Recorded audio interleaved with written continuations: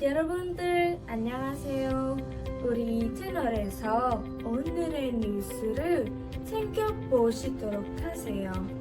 이들은 정기적으로 업데이트되는 뉴스입니다. 그럼 이제 다음 뉴스를 보시도록 하겠습니다. 1월 7일 주한 미국 대사 해리 해리스는 KBS 인터뷰에서 한국이 중동에 파병하길 희망한다고 했다. 호르무즈 해협 파병을 문재인 정부에 재차 요청한 것이다. 문재인 정부가 이에 협조하는 것에 반대하는 움직임이 건설돼야 한다. 파병에 반대해야 하는 이유와 관련 쟁점들을 Q&A 형식으로 그러나 언론들은 정부 관계자 말을 인용해 파병에 대해 계속 보도해왔다. 해군은 아랫만에 파견되는 완건함 선원들에게 작전 구역이 변경될 수 있다고 통보해 호르무즈 해협에서의 작전을 염두에 둔 조처다. 이런 정황들을 보건대 문재인 정부는 이미 파병을 결정해 놓고 발표할 타이밍을 재고 있을 적어도 정부 내에서 파병 주장이 많다는 것은 분명하다. 물론 파병 결정은 문재인 정부의 정치적 부담이 될 것이다. 2003년 노무현 정부도 대중적 반대를 무릅쓰고 이라크 파병을 강행한 것을 계기로 위기에 처했다. 문재인 정부는 총선을 의식해 입을 다물고 있는 것일 수도 있다. 게다가 지금은 미국의 중동 장악력이 약해졌고 이란은 당시 이라크보다 훨씬 강력하다. 그럼에도 문재인 정부는 파병을 추진할 가능성이 크다. 문재인 정부는 왜 파병 요구에 응하려 하는가? 단지 미국의 압력에 떠밀려서가 아니다. 미, 일동맹과 제국주의 질서 내에서의 위상을 높이는 것이 한국의 지배계급에게도 이익이 되기 때문이다. 사실 역사적으로 민주당 정부는 평화 염원보다는 남미 동맹을 더 중시하는 행보를 밟아왔다. 문재인 정부도 집권 초부터 사드 배치를 강행하고 2018년 한반도에서 극적으로 유화 국면이 시작된 후에도 사드 기지 공사를 지난해 6월 문재인은 트럼프가 중국을 견제하기 위해 세운 인도, 태평양 전략에 적극 협력하겠다고도 했다. 미국산 첨단 무기도 대거 구입했다. 호르무즈 해협은 어떤 곳인가? 호르무즈 해협은 이란과 사우디아라비아 사이의 페르시아만에서 아라비아해로 나가는 관문으로 세계 해상 석유 수송에서 가장 중요한 길목이다. 최근 급격히 중동 정세가 악화된 가운데에서도 일본 총리 아베는 예정대로 파병을 진행하겠다고 했다. 그런 마당에 문재인 정부도 뒤처지지 않으려 할 것이다. 호르무즈 해협 파병을 대가로 미국의 양보를 얻어낸 문재인은 방위비 분담금, 주한미군 지원금, 대폭 인상을 요구하는 미국에게서 파병으로 기여를 인정받고 양보를 얻어내겠다고 한다. 그러나 미국은 방위비 협상에서 쉽게 물러서지 않을 것이다. 미국은 경제적 지위가 상대적으로 하락해왔고 그래서 패권 유지를 위해 동맹국들에게 손을 벌려야 하는 처지이기 때문이다. 미국은 또한 한국과의 협상이 일본이나 나토, 네이토 같은 다른 동맹들과의 협상에 줄 영향을 의식 파병을 정당화하는 또 다른 논리는 북미 관계가 다시 냉랭해지는 상황에서 미국의 협조를 얻어야 한다. 이것은 노무현 정부가 미국의 요청에 따라 이라크에 파병할 때 써먹은 논리이기도 하다. 그러나 당시 미국은 한국이 이라크 파병을 한 후에도 북한을 계속 압박했다. 결국 북한은 2006년 1차 핵실험을 했다.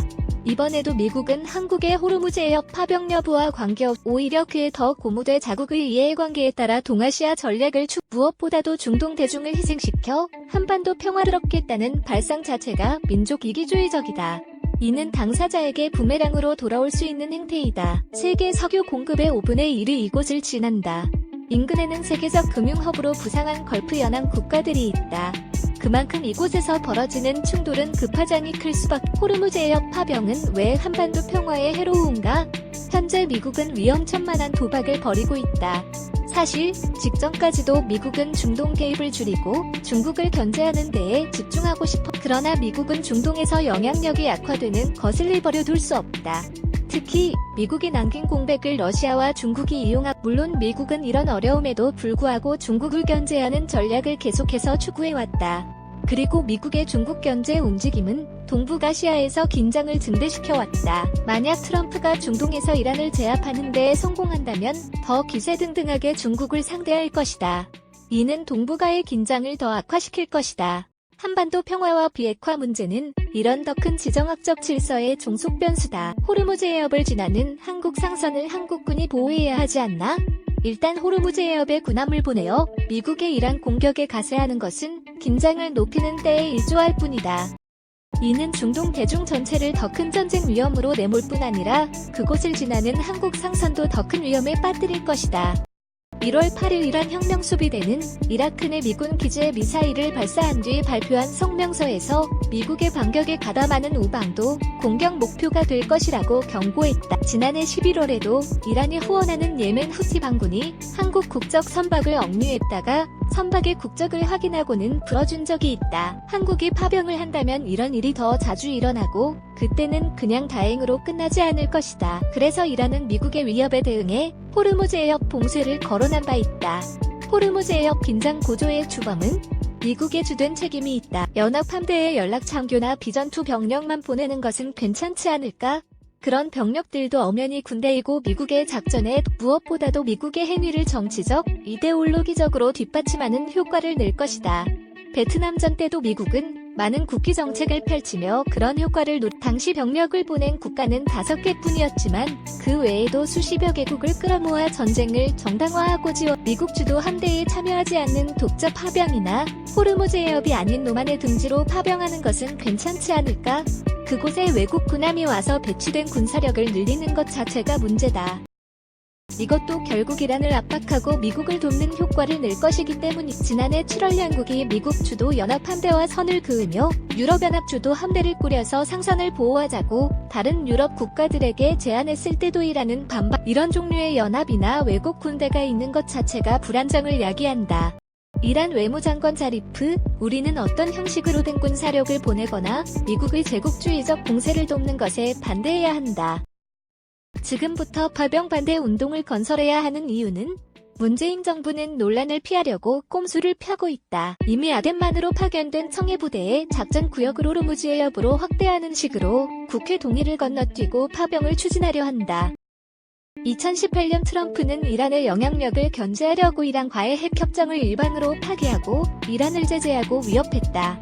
트럼프는 이란의 석유 수출을 틀어막아 이란 경제에 숨통을 조였다. 그러나 파병이 국회에서 통과될 수 있다는 점도 경계해야 한다. 이라크전 파병을 포함해 지금까지 파병은 모두 국회에서 통과된 것. 파병을 통해 국제적 위상을 높이는 게 한국 지배계급의 이익이 되는 만큼 국회를 지배하는 주류 정당들도 파병에 동의할 가능성이 크다. 따라서 아래로부터 운동을 건설하는 것이 중요하다. 파병이 이미 확정된다면 이를 되돌리는 것은 불가능하지는 않더라도 만만치 않은 일이 지금부터 파병 반대 운동을 건설하는 것이 낫다. 김종환, 김준효, 닉 클라크, 유원웅 지음, 36쪽, 천원 온라인 구입 문의영이 271239. 메일 워커스 살리데리티.5 이란 근처에 함대를 추가 배치하고 군사훈련도 벌였다. 미국의 이런 압박 속에서 지난해 호르무즈 해협을 지나는 유조선들이 의문의 미국은 이란을 배후로 지목했지만 이란은 이를 부인했다.